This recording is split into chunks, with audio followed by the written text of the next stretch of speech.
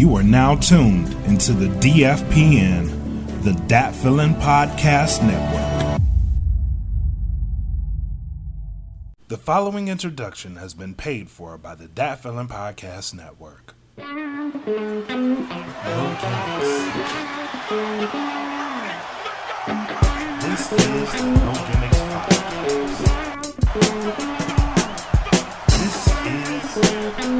This is the No Gimmicks Podcast. Hosted by Frank Dee and Blak Makk. This is the No Gimmicks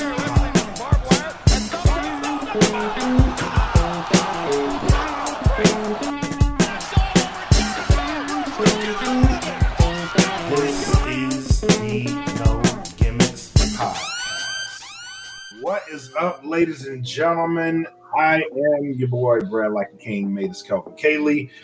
With me is my co-host for the No Gimmicks Podcast, Frank Dee. This is the No Gimmicks Podcast. No Gimmicks, sorry. Welcome back to the show. We got a good show for y'all today. First and foremost, before we get into that, let's get into the sponsorship. So, shout out to Plugs Earbuds. Go to www.gettheplugs.com. Enter in code DFPN10 for a 10% discount. Go to audioswim.com and Premier Element UAE. Shout out to the Bandcamp. Go to www.datfeelin.bandcamp.com where you will get all of Dat Feelin's library to date, to include a whole bunch of new songs from MRKSX and E. Smitty. This show will be available on the Patreon, so go to patreon.com/datfeelinpodcast for as little as $3 a month to get ad-free episodes of all the shows and enter in for chances to win cash prizes and cash prizes on game nights. And we will be getting merch. This weekend, we will be debuting the No Gimmicks line on the Teespring. That merch is completed, so I will roll that out this weekend. So go to teespring.com, search for Dat Feelin' Podcast. There's a whole bunch of other shows on there. I'm rocking some of the merch right now, so go get it over at teespring.com. Now, it's been a hell of a month, man. I've been roaming around like a motherfucker. I saw that. I've been gone. I've been gone. So I haven't been too much on the wrestling front. I haven't been paying too much attention to it because I just been doing some other shit. I did see they had a couple Saturday shows for AEW. They had more because of the NBA playoffs. Actually, since I was home, I was watching the NBA playoffs with my grandmother because she's a huge basketball fan. So I've been watching way more of that than wrestling. Yeah.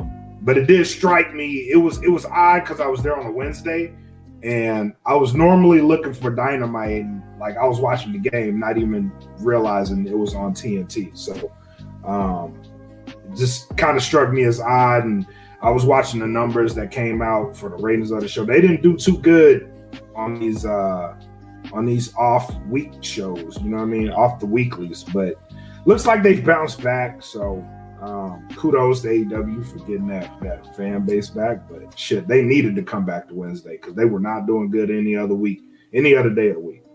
So, well, I mean, you got to realize that Friday night at 10, they're going up against SmackDown. Well, they're not even going up against SmackDown. SmackDown is on before Dynamite.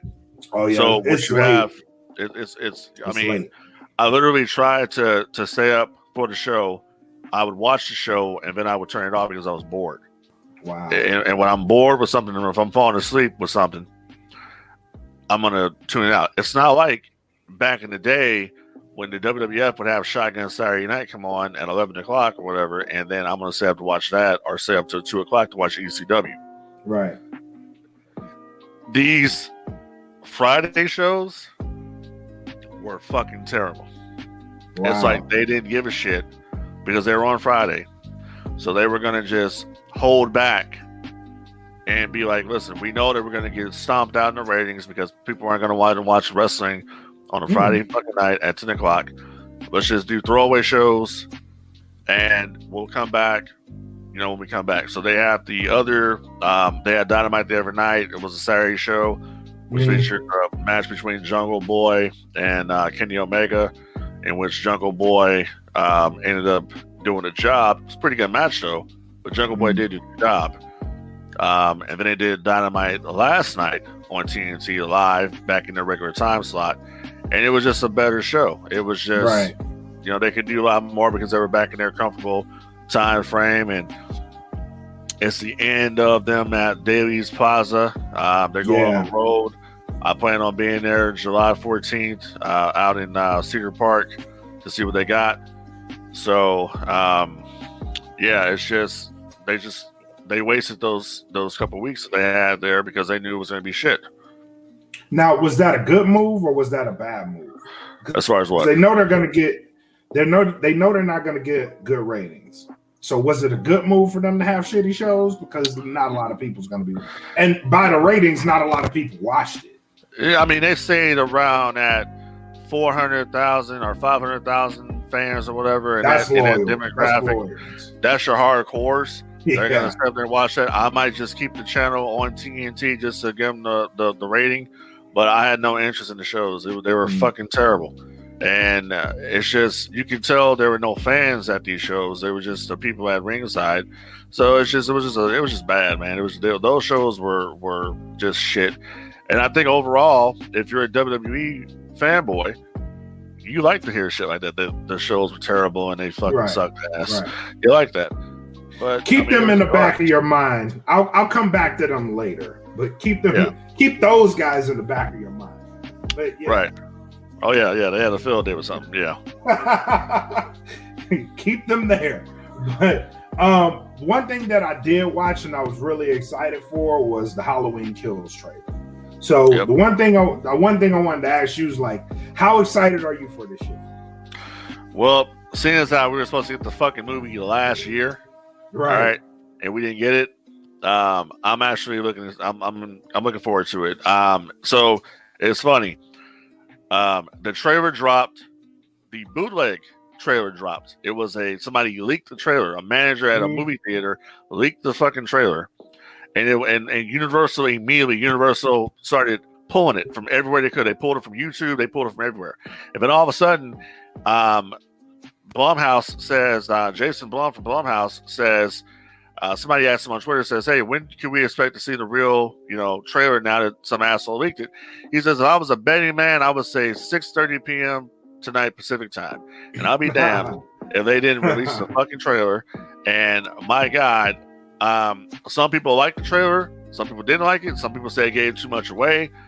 I enjoyed it myself. I'm looking forward to it because a lot of people are kind of mixed on it. We went to the movie theater and saw the 2018 version, right? And so going that's coming off of that story, moving on to this, continuing in that night, it kind of reminds me of the first Halloween. And then when they transitioned to Halloween 2, the only problem that a lot of people seriously don't really care for is the fact that they are not brother and sister in this timeline. They're not related. So that's kind of you gotta get used to that part. But hey, I trust him with the writing. I trust that it's going to be a good movie, and I trust that it's going to be one of the most successful projects in the franchise.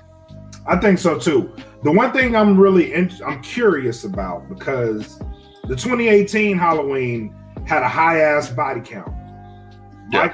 Michael was on a rampage. Now, is the body count going to be higher than that movie?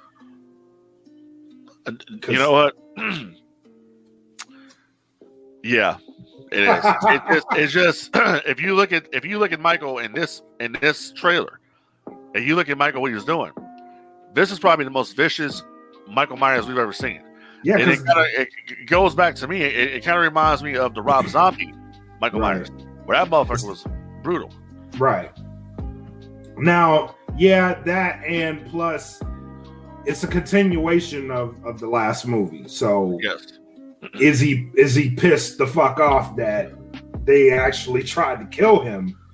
Because the ending of the last movie is him just looking up, and now I'm looking at it like he's looking up like y'all done fucked up. Well, he should be pissed off. I mean, look, the motherfucker got set on fire inside the house, got blew up. But then on top of that, you remember he's missing fingers from getting shot in the fucking hand with that shotgun blast. Yeah. And fucking blew some of his fingers off. So hell yeah, the motherfucker's gonna be pissed off.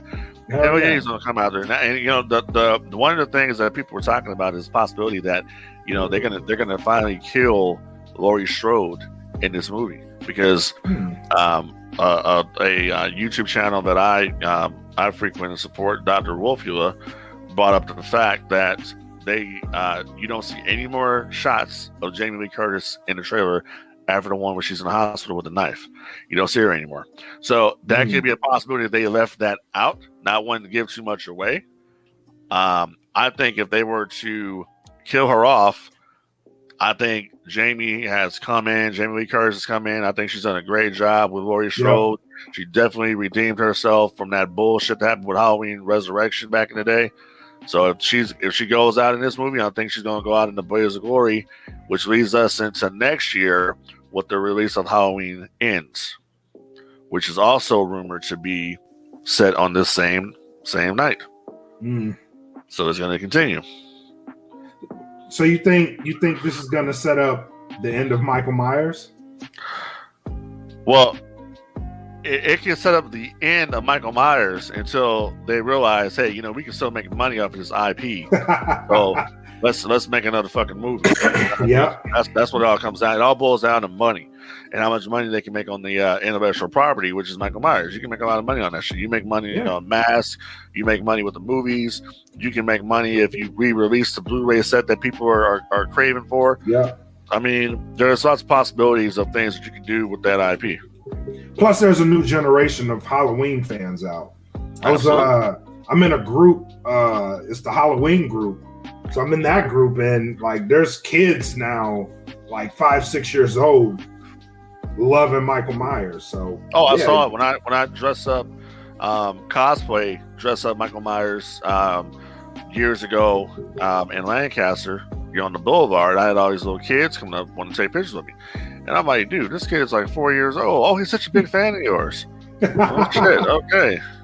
Yeah. So there's always the potential to make money there. Right. So I'm glad that the tradition is still going. So yeah, I think, like I said, I think it's going to be a very successful film for Blumhouse. I mean, they're banking on it. Last year it didn't happen. It's going to happen this year, and it's going to be good. It's going to be good to be in the theater and watch it, or they might stream it at your house, whatever. That's however you want to do it. Now, I will say it's cool going to the theaters again. So, which they opened them back up out here. It's nice going back. So I've been watching the majority of the new shit in the theaters. So that'll be one of the ones I'm catching in the theaters. So. Right, yeah. All right, so other news of the day, Bill Cosby is a free man. Yes, he is. So he is a free. He got released yesterday, and the reason being is because the Supreme Court of Pennsylvania found that there was no just cause to have him in jail in the first place. Exactly. So why the fuck did Bill Cosby even go to jail? Like, why? Well, Bill Cosby got caught up in the Me Too movement bullshit, and it was basically mob justice is why he got caught up. Now, Bill Cosby never admitted any wrongdoing to begin with. He said, we took these pills and we took this. We never said I gave them anything. Right. So basically, Bill Cosby had immunity and never got a chance to use it. And this was a witch hunt to basically put Bill Cosby behind bars. Bill Cosby should have never been arrested to begin with. And I'm glad that they corrected that wrong. My only problem with Bill Cosby is you fucked with a bunch of ugly bitches. But that's my opinion. Well, now they're ugly now, but back then they probably had a little something on them. There probably was a time. There are bitches on OnlyFans that look better than them hoes. I mean, I'm just saying. I mean, there was a time, like Lucky Number 11. There was a time. Like she's busted as shit now. But well, I tell you what. This episode is brought to you in part by Get the Plugs. Go to www.gettheplugs.com and enter in code DFPN10 for a 10% discount. Liking this show, follow us, subscribe to this channel, and follow us on Patreon at www.patreon.com. Now back to the show.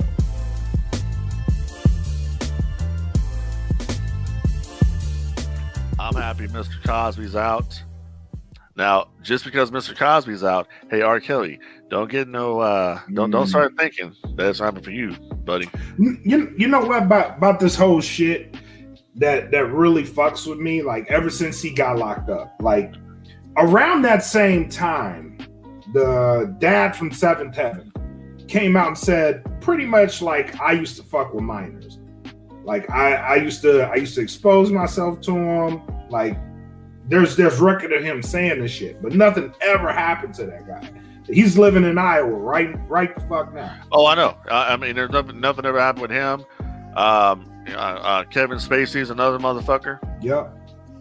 Nothing ever happened to him other than him not being able to participate in Hollywood, but shit, doesn't really matter. You made all this money, you're in fucking SAG, you get fucking royalties on anything you've done. So, I mean, what's really your punishment? The only one that they've actually came out against that really is in prison that's sticking is Harvey Weinstein. Yeah. So that's the only one that they've like really stuck into.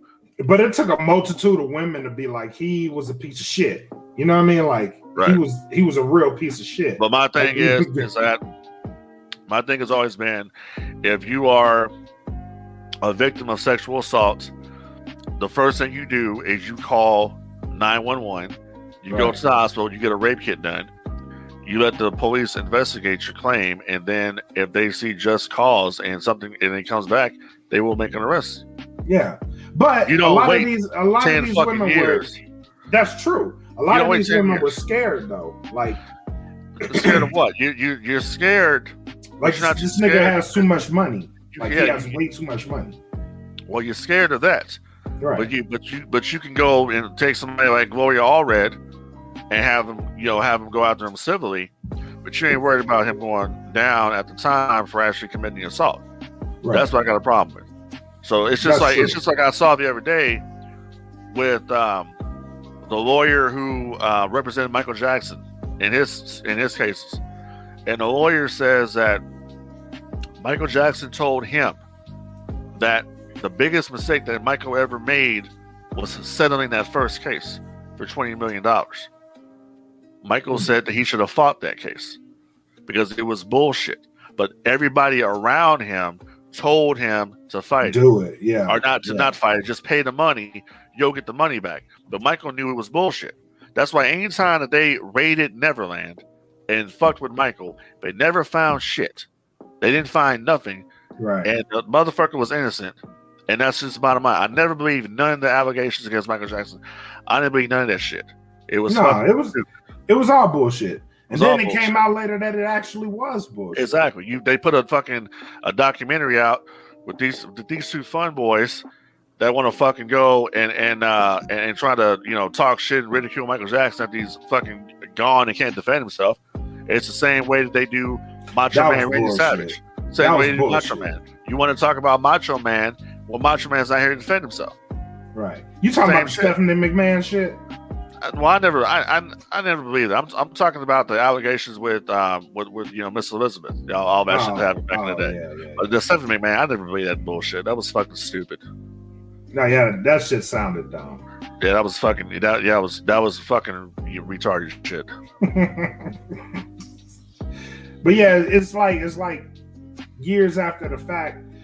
Some of it can hurt, if it's actually true, like in Cosby's case, like if that woman actually got fucked up, then that's fucked up. You know what I mean? Like, but I will say, if it is true, the way they went about doing that shit was stupid.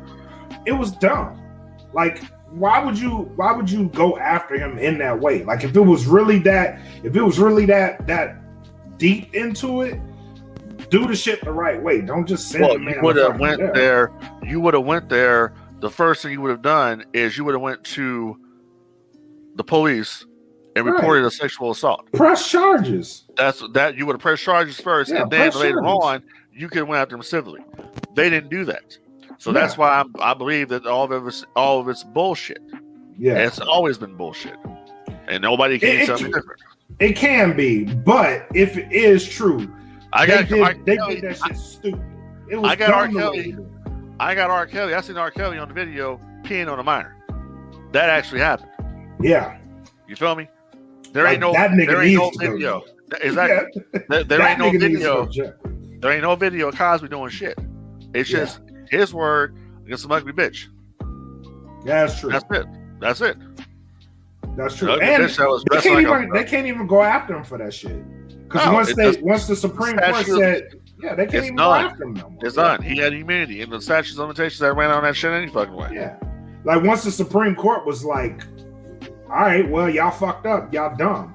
Y'all can't even go after him for that shit no more. So y'all just look even more stupid because if the shit actually did happen the way the lady said it happened, y'all can't even go after him for that shit no more. Hey, if I was Bill Cosby, I would have my attorneys immediately fucking suing. I'm suing.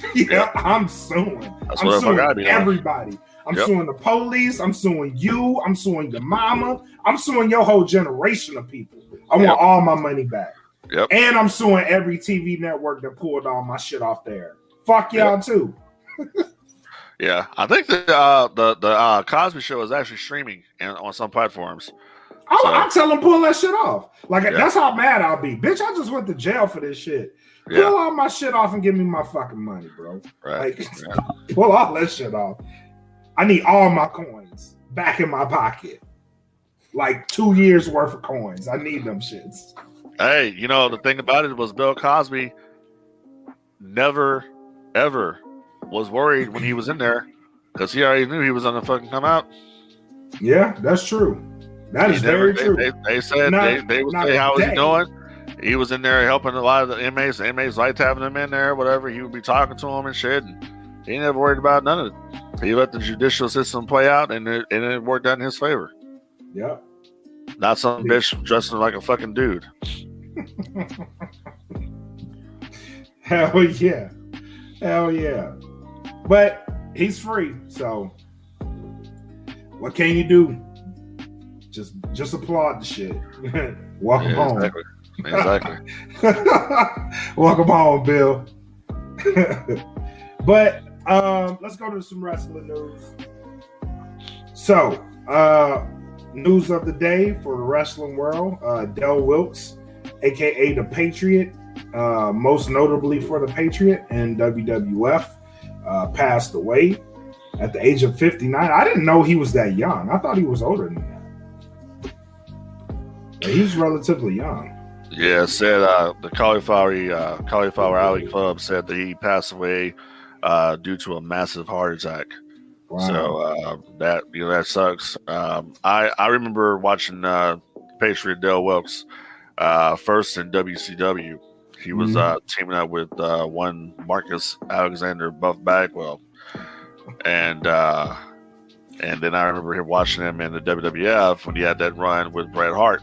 It was a Hart Foundation versus Team USA, and he went out there and had some fucking kick-ass matches with Bret Hart. And I thought the Patriot, they could have did more to Patriot, and I don't know what happened. Only thing I remember was Tom Brady, who went by the name in the WWF as Salvatore Sincere, ended up trademarking his gimmick or taking his gimmick or some shit on the Indies, and he was using the Patriot. So I don't know, man, but R.I.P. to Del Wilkes. Yeah, definitely. He is not as known of a legend, but a legend nonetheless. In the wrestling. Absolutely. So absolutely. Rest in peace to him. So SummerSlam predictions. What we got? You mean Summer Scam? Now, in WWE's fairness, they are trying to make this year's SummerSlam this year's WrestleMania. Correct. Because now they're out on the road and Now they're able to get more fans into the arenas. So it seems like they are trying to pull out all the stops for this year's SummerSlam. Right. So, And the big matches that they have been rumored to be doing is Roman Reigns against John Cena. And I'm gonna tell you right now, personally, I don't really want to see it. I don't either. I saw it before and it sucked. Now, hear me out. Are they gonna have Cena as this monster face coming back to retake his throne, and now you have a monster heel in Roman Reigns? Because I think that shit will work. I think they're gonna feed Roman Reigns John Cena is what they're gonna do. You think you honestly think they're gonna put John Cena, they're gonna put Roman Reigns over John Cena? Yes. In a comeback match at Yes. SummerSlam. Yep. I hope you're right. I really do hope you're right. It would make no sense for Cena to come back and Cena get the win. Cena has no long-term plan in WWE. Cena is Hollywood now. So True. There's no reason for him to come back, and then all this work that we've done with Roman Reigns, making him the tribal chief, the head of the table, all the stuff with, the Usos, all these storylines that they've been building up, Paul Heyman as his mouthpiece. You got to really get to the meat and potatoes when it comes down to this angle with him and John Cena. It has to be something that they got to go personal with this shit. And Roman has got to basically bury unleash John Cena. Everything. Exactly. You can't do it. Everything. Now, I want to give you a historical reference as to why I think John Cena is going to go over. Right? Okay. Cena Rock. Rock's Hollywood, comes back, wrestles Cena, wins. They have a secondary match. Cena goes over, carries it long term, right? Before that, Brock Lesnar. Rock goes to Hollywood, comes back, has a match here and there with Stone Cold, goes back to Hollywood, comes back short term, wrestles Brock Lesnar, loses, goes back off into the sunset, right? Mm-hmm. I think that's what's going to happen. Get Cena over, get enough heat on Roman Reigns to where he comes back, gets the title, Cena goes back off to Hollywood. It's kind of like an uninitial passing of the torch type of thing. See, really the speculation right now that's going around is that eventually they want to have Roman Reigns be that babyface. All this that's going on right now is eventually them going to turn him later. That's what they want. I hate it. That's the plan. They make him this big, strong, bad guy now. Hey, but honestly, dude, it worked for The Rock back in the day.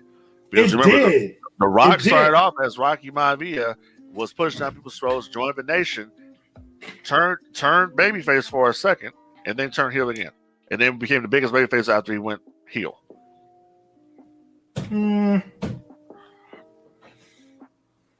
I don't like that idea though. I hate it. That's Vince, dude. I want him to stay the guy that he is, because the guy that he is, right? Roman Reigns is probably the best on-screen character in all of wrestling right now. Arguably. I would say that, like, when it comes to the other champions, as far as Omega and Lashley, Roman blows him out the water. Yeah. Kenny Omega is just too he's too over. He's too theatrical for me. Yeah, and I don't like that shit. It's like, dude, I'm just waiting for him to come out one day and bust and say he's a Joker, because it's just too over the top. Yeah, he needs to settle into being like a heel champion. It's not like New Japan, to where you can be over the top and the people will appreciate that shit, because it's Japan. They're gonna fucking love you as long as you can wrestle. Well, you can be the bad guy all you want. it's the same thing with the Bucks, Young Bucks. Hey, you. Yeah, you.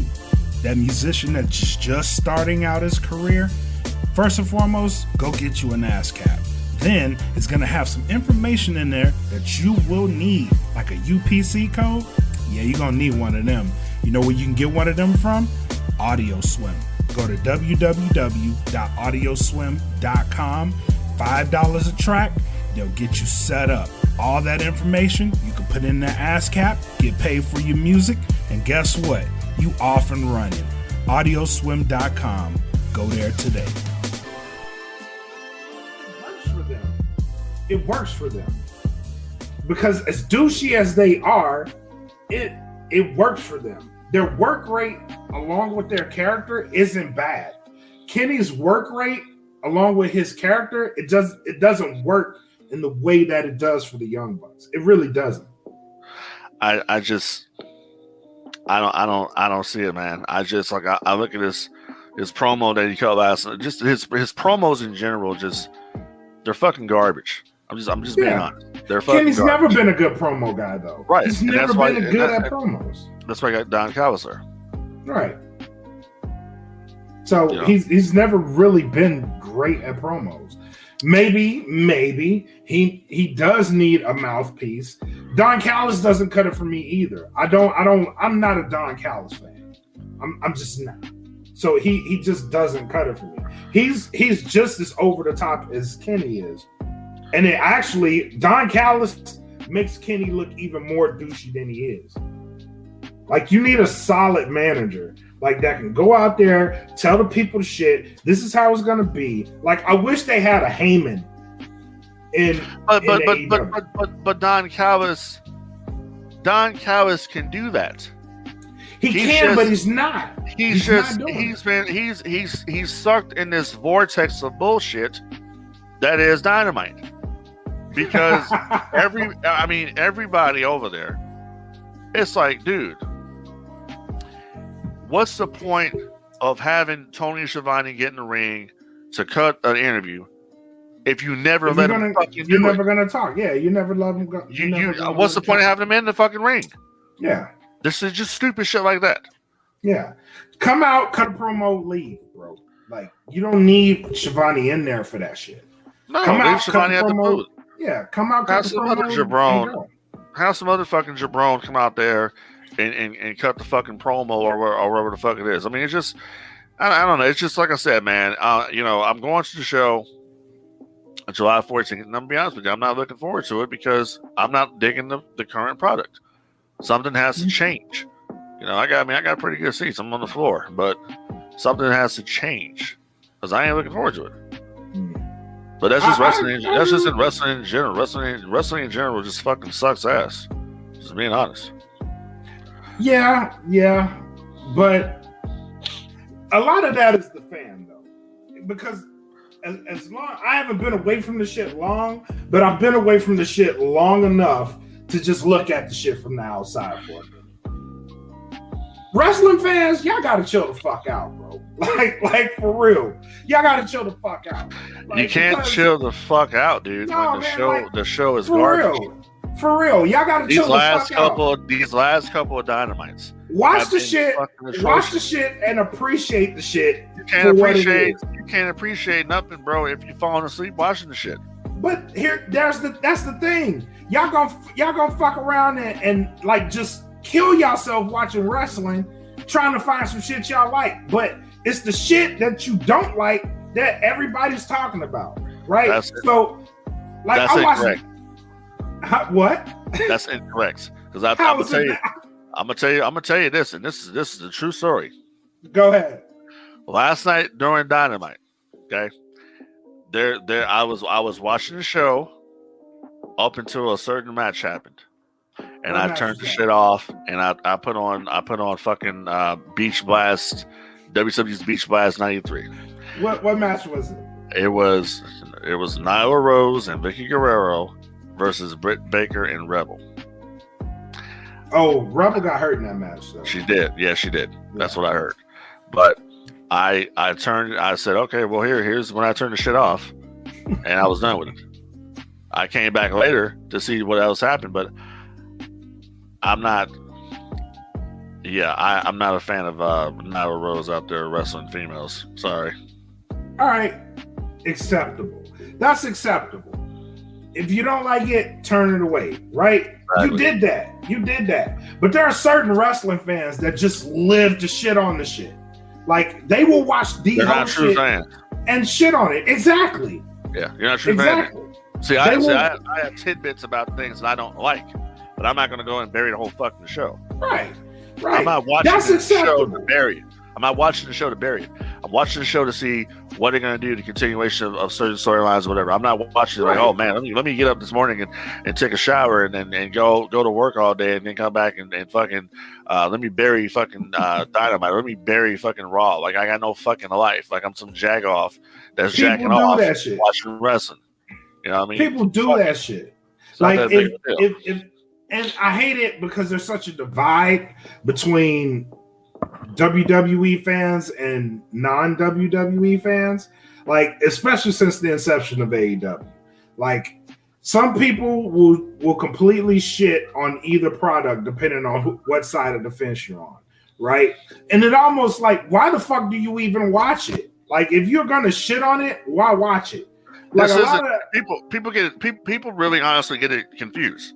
People are dumb that way. This isn't fucking the Monday Night Wars.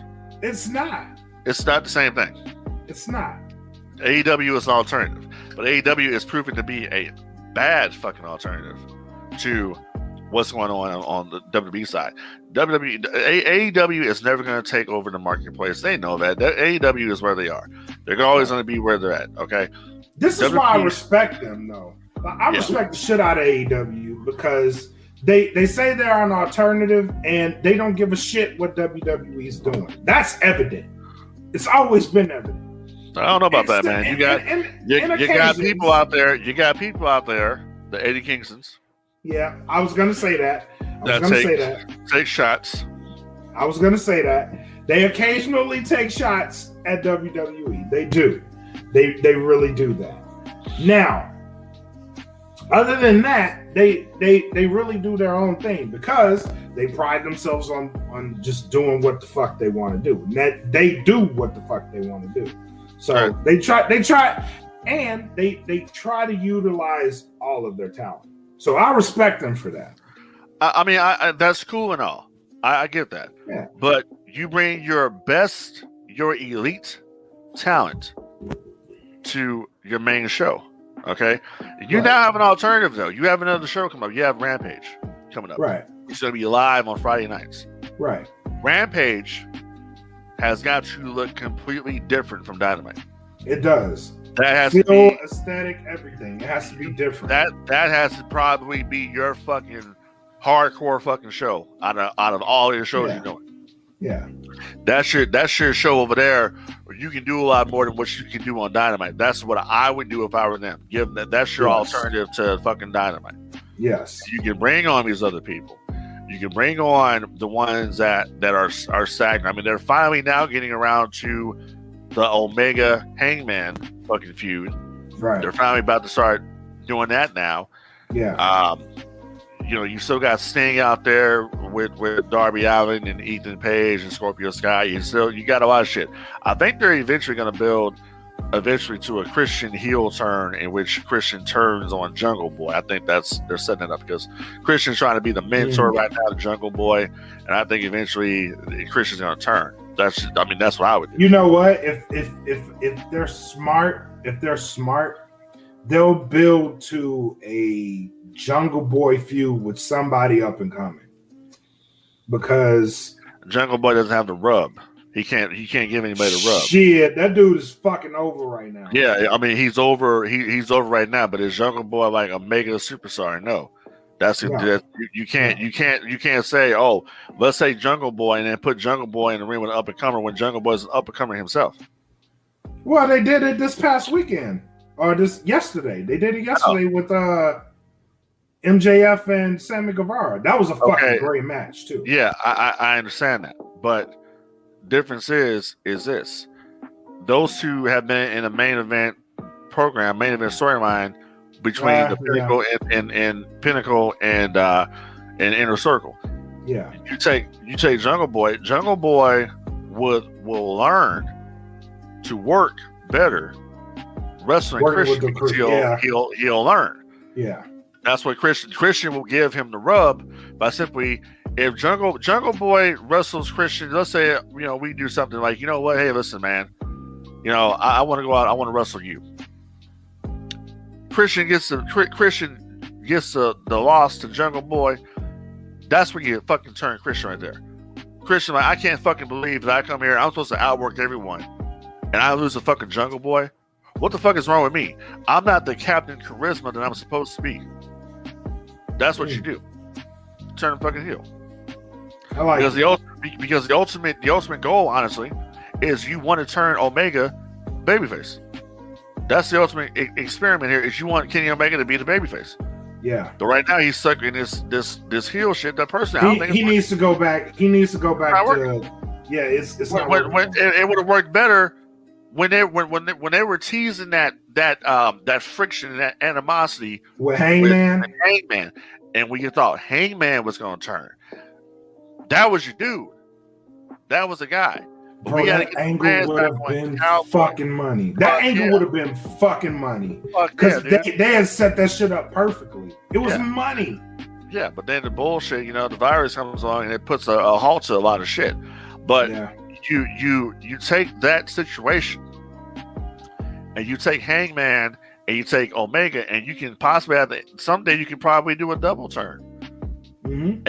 And whatever. I mean, there's limitless possibilities on what AEW can do.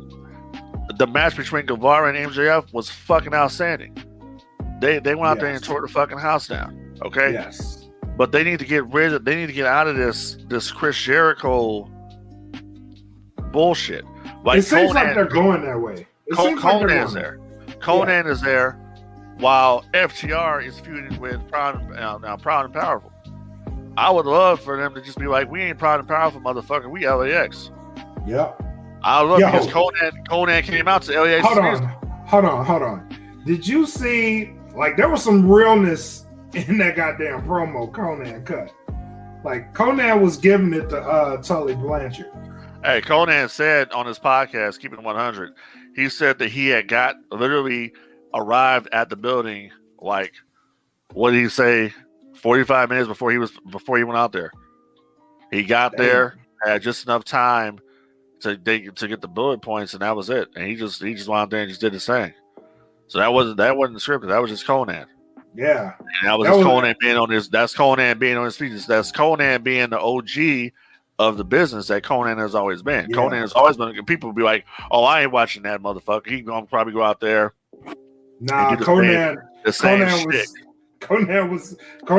some shit. He was busy. He was talking some shit. Conan was like, "Hey, I don't give a fuck." He was like, "Hey, you need to respect these Latino peoples because one of your grandbabies gonna be Latino." Yeah, that shit was funny. I was laughing at that shit. Like, you got to learn Spanish, bitch, because you have to say. Yeah, you gonna be speaking it to one of your grandkids one day. Yeah, so I mean, it was cool to me. And like Conan said, some people like it, some people don't like it, but it gives an opportunity for Conan to now come back. And I'd love to see Conan, possibly managing Proud and Powerful. I mean, and it's like Conan was like, he ain't fishing for a job. Hey, man, Tony Khan, you need to bring Conan in that motherfucker. Yeah, please. You need to bring in Conan. Yeah, bring him in. Yeah, bring him in. So, speaking of tag teams, The New Day, in a recent poll, was found to be the number one tag team of all time. The number one. Yeah, I know. Yeah, the number one. Yeah, disregarding the Outsiders, New Age Outlaws, Road Warriors, Steiner Brothers, Harlem Heat, Demolition, Italian Arn, the British Bulldogs, Heart Foundation, The list goes on and on. Yeah. But people shouldn't really take it like that because that's a WWE list. This episode is brought to you in part by Premier Element UAE. Go to premierelement.com and get that representation that you need today. You need a copyright? Go there. You need someone to represent you while you're getting your career off the ground? Go there. I promise you, you will not be disappointed. They take care of you there. Remember, it's premierelement.com.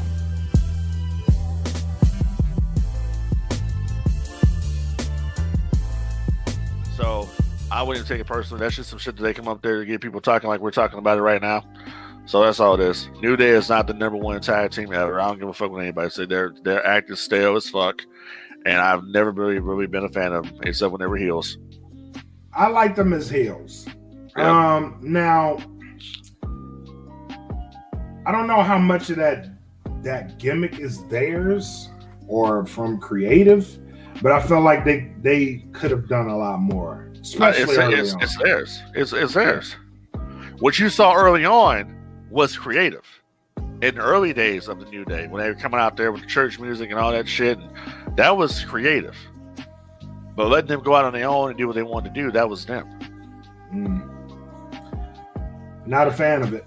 Don't give a fuck either way because they ain't the number one tag team, in my opinion. Number one tag team ever in the WWF, especially the WWF. You got dominant fucking tag teams there, bro. And the number one tag team to me has always been Demolition. Demolition? Damn right. I don't know about Demolition. How you don't know about Demolition? They were good, but the number one tag team. They were the dominant. They were the most dominant tag team in the WWF until the fucking Road Warriors came. Until the Road Warriors came. Yeah, because Vince had the Road Warriors, so he no longer needed Demolition. But in reality, you needed Demolition because Road Warriors were over fucking rated. So I mean, you go back and look at the matches. Go back and look at actual matches. I got two of them you can look at. Okay, you go back and look at Demolition versus the Hart Foundation. SummerSlam 89. No, SummerSlam 88. Okay, look at that match and then look at Hart Foundation Demolition SummerSlam 90. 2 out of 3 falls. Then you put those two matches against any fucking Road Warriors match ever, and you'll see that Demolition actually knew how to work a match. That's why my number one tag team in the WWF is the Hart Foundation.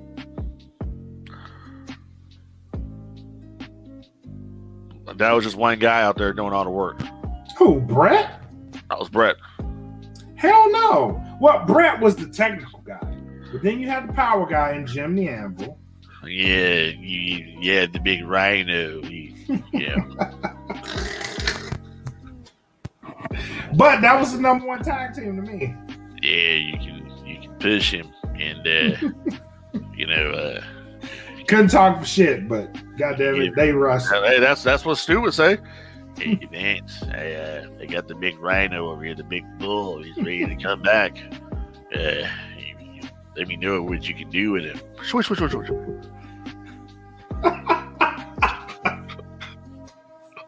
You tripping.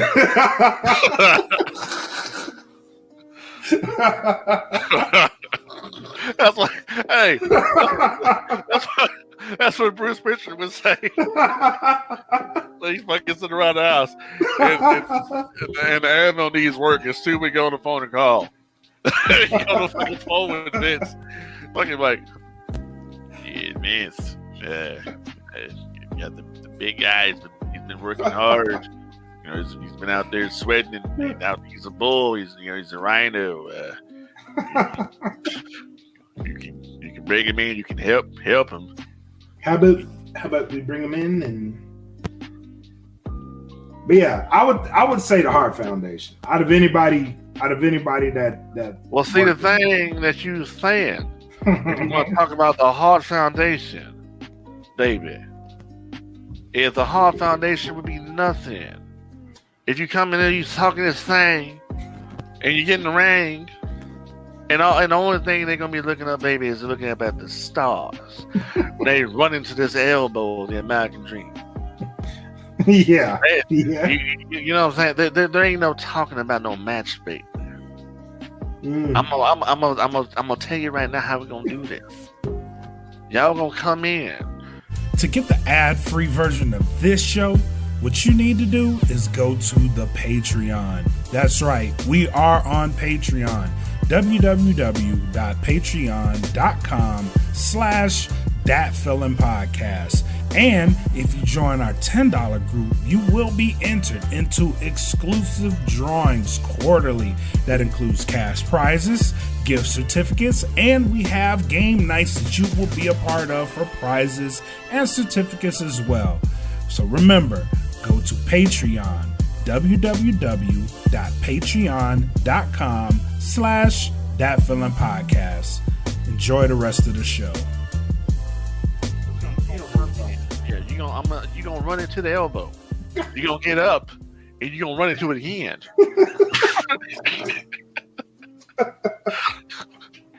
We go right to the pay window, baby. Exactly. Exactly. You lay down for me, and we go right to the pay window, baby. And then a couple of years go by, I'll be down south at Turner, baby. And I remember that you ran into the Dream's elbow, and I bring you on in. So you can run into it again. You run into it again. You can this time you run into Dustin's elbow. Baby. We ain't got no plans for you. By the way, the name's 7 now. Yeah, we got no plans for you. They talk about they talk about a little twang. We do a little twang, but we got no plans for you. So I can be like, hey, Jim Neidhart's Stu Hart is calling. Yeah, can I speak to Dusty Rhodes? Virgil, can I speak to him? They say, Mr. Reynolds, we got a Stu Hart on. Fuck him.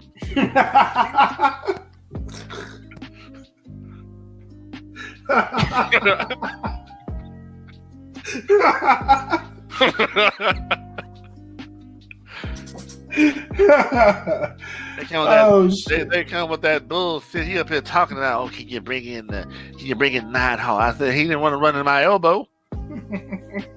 They thought it was a fucking joke. We don't need him, baby. We got plenty of people down here that are running to my elbow. Where's old beautiful Bobby Eaton at? Where's old Stan Lane? Where's old Jimmy Cornette, baby? We gonna run in there. We gonna do this, and I'm gonna get the mix on. Turn the mix on. Exactly. Turn the mix on. We go right to the pay window. Yeah, Vince. I called down to WCW and they want to bring in the Rhino. If you can help. No. Oh, goddamn, Stu. God damn it. Bring on in. Let's go ahead and bring the Rhino in. Oh, shit. But speaking of WWE Dynamite. Yeah, like JJ would say, Dynamite. Yeah. Yeah, JR fucked up. He fucked up. But it's all good. It's Jim Ross. At first, I was like, motherfucker needs to retire. But I'm like, look, man, I'll be honest with you. Jim Ross is one of the greatest announcers ever in the history of the business. He's old now. Facts. He called WWE for years. So eventually, it's bound to happen. I'm just surprised the motherfucker ain't out there saying WCW. Yeah. Now, even the Young Bucks had some fun with it. Young Bucks says next week, Eddie Kingston versus Penta, and we're gonna get on WWE Dynamite. They even had a little fun with it. Because nobody takes it serious. Nobody cares. The only people that's taking it seriously is the fans. Yeah. No one gives a shit. As long as Tony Khan is okay with it, it doesn't fucking matter what you think. The man fucked up, bro. Which he admitted he fucked up that night. Yeah, exactly. He had a bad night. He had a bad call. Whatever. You know, I mean, what would happen? What would happen? You know, if Stu would have heard that? You know what happened? If Stu would have heard it. Yeah, JR. Yeah. You referred to it as WWE Dynamite. I'm gonna take you down to the dungeon and I'm gonna stretch you. What's that about? Yeah. What's that about? I'm gonna stretch you. Yeah. We're gonna stretch you. Yeah, I'm gonna stretch you in that con. So he gets a pass, right? He gets a pass. He's done it before. He's done it before. He called Kenny Omega the WWE champion. He's so fucking what? What I immediately went to in my head was maybe he was in it so much, like he just went there. You know what I mean? Like he was into the shit so much he just went there, like because that's what he's used to doing. It happens. It was a big fucking moment feel. It was after the big video they played. It was so fucking what? Jim Ross basically says, "I'm in an untimely era. I'm sorry. I'm not quitting." Basically, fuck y'all. Eat a dick. Y'all. Yeah, fuck y'all. You. Yeah, eat a dick. Bitch, you come call this shit. That's what Dream would say. Yeah, I know what Dream would say. You know what? You just pull his ass off television and put that Dream on there, baby. Dream McCauley. Exactly. Dream. You didn't want Dream on commentary anyway. Oh, I love Dusty on commentary, especially when Dusty was drunk. It was great. What was that? Him, Dream, and Shivani when they used to call Nitro and shit. Nah, it was Dusty never called Nitro. You mean Saturday Night? Dusty never called Nitro. I thought he called or pay-per-views or something. He called some pay-per-views. He called pay-per-views, but he never called Nitro, which would have been like it's kind of crazy. They never had Dusty Rhodes call Nitro. Yeah, that's weird. Can you imagine that? Welcome to WCW Nitro, baby. Oh, we're going to town on the Monday night. Oh, shit, look at the Macho Man going on top rope, baby. Oh, he's coming out with an elbow. Oh, wait a minute, baby. That's gimmick infringement. I gotta have a talk with him. Only one dropping elbows around here is a Dream, baby. Took him right off the rocker. Took him right off his rocker. Yeah, exactly. He getting how do you say it? Getting funky like a monkey. Meanwhile, they got a match coming up with Cody Rhodes and the manager of the leader of Piper's Uncensored team, QT Marshall. You know, the Nightmare or the Family or whatever the fuck they're called. The Factory. The Factory, yeah, aka Roddy Piper's 97 Uncensored tag team. Yeah, that group of misfits. Yeah, they need to disband them. Quick, fast. Exactly. Yeah, because they're listen. As long as they got him out there, especially that one dude that's got the tassels on, that's trying to be the warrior. Yeah. The fuck are you doing, bro? There's only one warrior, right? Jim Hellwig. He's the only one that can do it. The fuck? Teach his own. Teach his own. Yeah, we stretch him. We stretch him. Yeah, when you tell them you can't steal the gimmicks, you stretch it. Brett, come and take him downstairs to the dungeon so I can stretch him. I'm gonna pierce his arms. He makes it past this, he'll be a superstar. Exactly. I'll call Vince. I'll say, Vince, I got another one for you. Yeah, we can dress him up real nice. We can call him the Warrior. That's weird how everybody that came out of there that had to be stretched out by him. Like, ain't stretching me. You make it through his shit, you good to go. I'm knocking the fuck out. Shit. You ain't stretching me. I'm knocking you the fuck out. Fucking Terminator. I'm biting something. Fuck you. Yeah, you ain't fucking holding me in there. You see the way you grip him? Hey, Frank Dee, can you breathe? Yeah. You just grip him the way you do it. Oh, shit, his eyes popped off. Oh, shit. Fuck you. I'm suing you. Exactly. I'm suing your ass, dude. Right. Sue the fuck out your ass.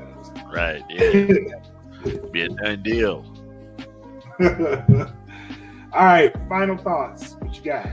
The final thought is God damn it. Nah, there honestly there's no fucking final thoughts. Other than I don't think that I think that transgender athletes need to have their own fucking sport and stop fucking being in sports with fucking women. I agree with that. So like especially in a weightlifting competition. Really? Who the fuck's gonna win that shit? You never know, man. It's all genetics, bro. Never know. Just like some bitch won the fucking, what was it, Miss Nevada or some shit, but it was a fucking transsexual. Mm-hmm. Yeah, but they beat all these fucking females. Mm-hmm. I tell you, the females need to set the game up then. If you getting fucking beat by a dude, dressed up like a fucking clown. Hey, I seen a female submit a dude in MMA. I seen it. Locked his ass the fuck up. So it ain't entirely impossible. Oh, you're talking about that? You talking about that video that was on Facebook? The one with the army, the chicken, the military chick. Oh, she's a sexy bitch. Yeah, she can watch. Yeah, fuck yeah, yeah. She can fucking. I love her. Yeah, she can fucking. I love her so much. Yeah, she can fucking strangle my ass out. Shit. And she locked the shit out of his ass. She was like, "Come here, bring your ass here, right in the titties, now go to sleep." Damn right. Shit. You can't tell me that motherfucker didn't have a woody when he got up. Hell no, he was laughing about it. Yeah, like, I bet he was.